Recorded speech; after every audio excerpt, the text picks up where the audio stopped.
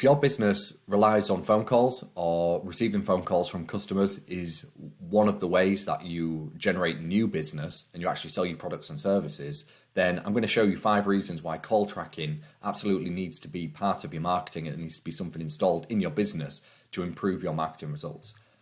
So let's jump in with reason number 1. The first thing that a lot of the businesses I work with don't realize about their calls is that they don't actually have a lot of insight into how many calls come into their business as kind of a marketing channel. So a typical table of sort of leads generated from different places would look like this for a lot of the clients when I first start working with them. So they might know online sales because they can go into, I don't know, the Shopify website and they can see that number really easily. They might have a good handle on how many web forms or live chats or emails they're receiving. Again, that's stuff that is often tracked quite easily in website platforms or using Google Analytics.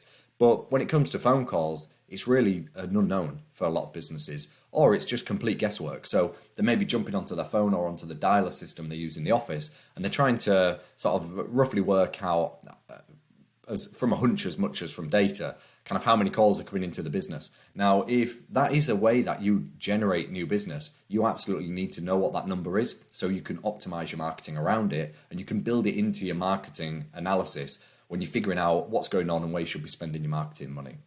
So that piece of information, that call volume figure is interesting, but in and of itself, you can't do a great deal with it. So let's jump into reason number 2 why I think you should be using call tracking software. And we start to piece the different sort of puzzle pieces together here to see how we can use this information to really improve our results. So the second thing we want to do is figure out where the calls actually come from. So this is a screenshot from a piece of software I highly recommend if you've not done call tracking before. It's called CallRail, and it's a really easy piece of software to get set up. It's inexpensive, and their customer support is fantastic as well. So it's a great starting place if you're new to this stuff. And this is an example of the kind of data you'll get in CallRail. So for this particular business, they've had around 112 phone calls, and we can see that the vast majority of them, 63, are coming from Google Ads. And then after Google Ads, you've got Google Organic as a sort of a leading traffic source, then direct traffic, and then some other sources under there. So this now starts to get really interesting because not only have you got insight into how many calls your business is receiving, you're now getting to see actually where those phone calls are coming from.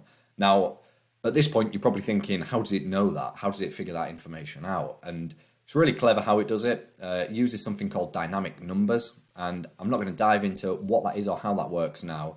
What you need to know is it's really useful and it's really easy to set up with the software. There's not actually a lot of technical implementation involved in getting this stuff set up, but I will do another video later on at some point which will dive into how you can set this up using the different tools available. But for now, we just want to focus on how we can actually use this data and to become aware that this kind of tracking and these tools are available. So number 3, what we want to do now is figure out what a phone call is actually worth to you and your business without simply guessing at it. So we know how many phone calls you're getting and where they're coming from. What we can now do is drill down into which pieces of marketing are generating phone calls and how that kind of stacks up in terms of costings. A lot of people here will jump in, and if they're familiar with kind of doing conversion tracking in Google Ads and things like that, they might jump in and start trying to figure out a cost per lead, which in the case of a phone call, you could call that a cost per phone call, cost per call. And the way you do that is you basically take the amount of money you've spent on your marketing and you would divide it by how many phone calls you got in that same time period, and it would give you your cost per lead or the cost per call. So let's say you spend £100 over a certain period and you got 10 phone calls.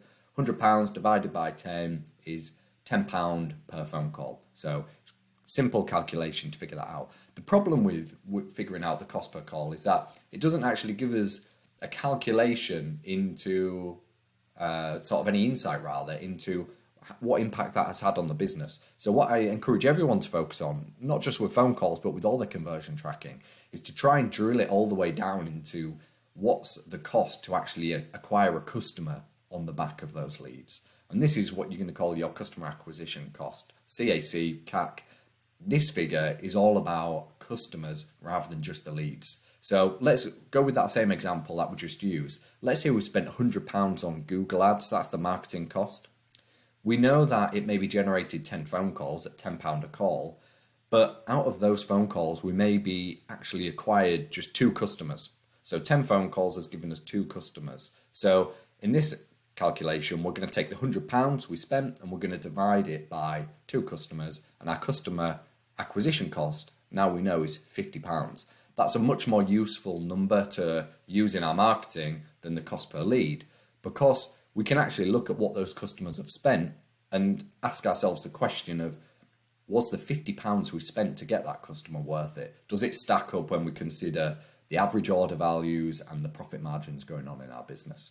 So really try and focus on that. If you can't do that, then the cost per lead is a good proxy. It's a good alternative to use. But if we can get to customer acquisition cost, you're going to be in a really good place with your marketing, because you can make decisions that are going to be a lot more accurate and a lot more well informed. Connected to that is reason number 4 why I love these call tracking tools. You can hook them up to so many different pieces of software you're probably already using in your marketing. So the 2 tools I really like are CallRail and WhatConverts. WhatConverts is very similar to CallRail. If you had to kind of describe the differences really briefly, CallRail is very much about phone calls. The whole platform is kind of dedicated to tracking and managing phone calls. WhatConverts is about looking at where conversions and leads come from on your website. So it goes beyond just phone calls, and it's looking at emails, web forms, online purchases, all sorts of different events on your website. You'd have to look into those to figure out which one's best for you. They are both equally simple to get set up, similar in cost, and the customer support for both of those platforms is really good. So either of those are going to be really good options for you. What you can do with these tools, they have integrations built into them, which you can almost just kind of plug and play. So you can hook them up to Zapier, to things like Google Ads and Google Analytics. You can feed data into your CRM, like HubSpot, and it basically allows you to start enriching your customer data like you've already got with phone call data. So if we think back to the previous slide where we're talking about figuring out what cost per acquisition is for you, or cost per customer, an essential piece of information in calculating that is knowing which phone calls you've received, which phone numbers are associated with which customers that have actually made purchases. And that's where being able to connect the call data to your CRM and your customer lists is really useful, because you can do that automatically. Right, let's jump into the final reason why I really think call tracking can help you out. And this is moving away from kind of all the lead tracking and the data piece we've been talking about. And this really focuses on how fast can you actually handle phone calls. So some businesses will have call centers set up, and you'll have call handlers who can really rapidly respond to calls. You're really confident in being able to answer calls. But for a lot of businesses, that's simply not the case. Even if you've got someone dedicated to picking up the phone and answering calls, it doesn't necessarily mean they're always going to be available or the line isn't going to be engaged. These pieces of call tracking software let you build what are called automated workflows, which allow you to do a whole range of things with the calls that come inbound into your business. So in this example workflow that I've created here, I'm working on the assumption that, let's say you're either really busy, so you can't answer the phone, or you're already on the phone to somebody else, and a new customer rings in. So they've just clicked a Google ad, it's cost you £2 to get the click, they've picked up the phone after looking at the website, and they're ringing you. So you've spent money on this lead, you really don't want to lose them. Now they ring through and you can't answer the call. Not an ideal experience for the customer when they're first getting in touch with you. Using these automated workflows, what you could then do as an example here is have a notification sent straight to your phone. So you get a text, maybe an email as well, telling you that you've had a call, you've missed it, and who the caller is, what their details are. So you're ready to kind of respond to that as fast as you can. But then also you can have a text automatically fired out to the customer explaining that we're really sorry we missed you, we're going to call you back as soon as we possibly can, and maybe giving them some other options of how they can get in touch. So you could say you can always email us at this email address, you can use our web form, we've got a resources page on the website, and it's just a way of actually having a communication and dialogue with the customer in lieu of you actually speaking with them. And this gives you a big bump up in kind of how the customer feels about you and your business and that experience they have on first contacting you.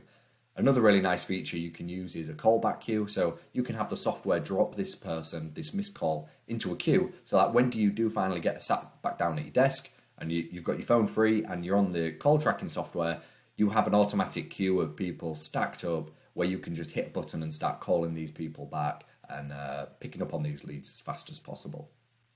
Okay, so that kind of wraps it up.